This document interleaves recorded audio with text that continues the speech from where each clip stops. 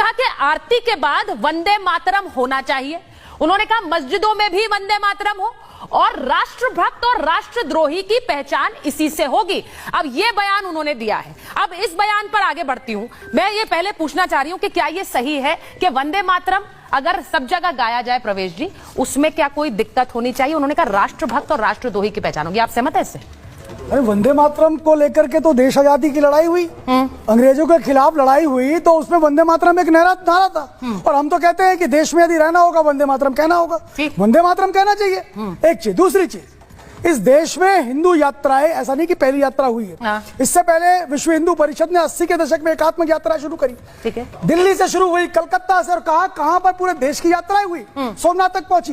तो भारत के अंदर हिंदू जागरण के लिए अगर यात्राएं होती हैं तो वो होनी चाहिए। क्यों होनी चाहिए?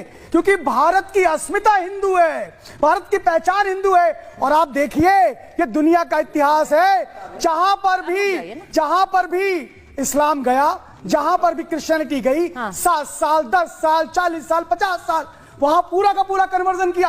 लेकिन भारत का हिंदू है, भारत का हिंदुत्व है, कुछ ऐसी शक्ति है, कुछ ऐसा सीमेंट है जिसने भारत के एक एक व्यक्ति को जोड़े रखा।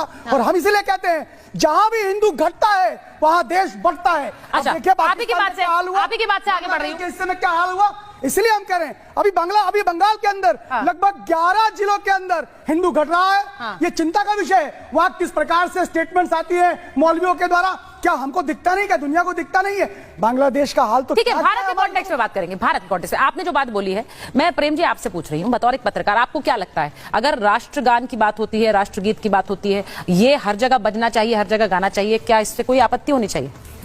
देखिए, हमारा देश संविधान से चलता है और जो कोई गलत बात होती है कानूनी रूप से सही या गलत होती है। ठीक है, इसके अलावा कोई रास्ता नहीं है बोलने का कि हम किसी किसी मजहब को खराब बोल दे, कोई किसी धर्म को खराब बोल दे, ये कोई रास्ता ही नहीं है। दूसरी बात है कि ये बात स्पष्ट होनी चाहिए कि देश को एक करने के लिए यात्रा हो रही है। जैसे अभी हमारे बोल रहे थे आचार्य जी कि हिंदुस्तान को एक करने के लिए यात्रा हो रही थी। तो ये जो देश की पहचान है, RSS भी कहता है हिंदू का हो सकती है, राष्ट्रता हिंदू है। ठीक है, वो जवाब RSS भी कहता है कि हिंदू का मतलब इसमें मुसलमान भी शामिल है। वो भी यही कह रहे हैं। लेकिन जो यात्रा, जो जुलूस दिख रहा है, आप जो दिखा रहे हैं, इसमें क्या मुसलमानों की या बौद्धों की या किसी की भागीदारी है क्या? जाए ना, मना करा किसी ने। एक मिनट, ठीक है, इसके बाद ठीक है, थोड़ा एक और नहीं, मेरा क्वेश्चन तो दूसरा था ना। आपने अपनी बात रख दी, वो शायद आपका शुरुआती पॉइंट था, लेकिन मैंने कहा कि राष्ट्रगीत, राष्ट्रगान क्या मंदिर, मस्जिद, गिरजाघर सब में गाने में कोई दिक्कत होनी चाहिए? नहीं, मंदिर, मस्जिद, गिरजाघर इन सब के लिए, धर्म के लिए अलग से हमारे देश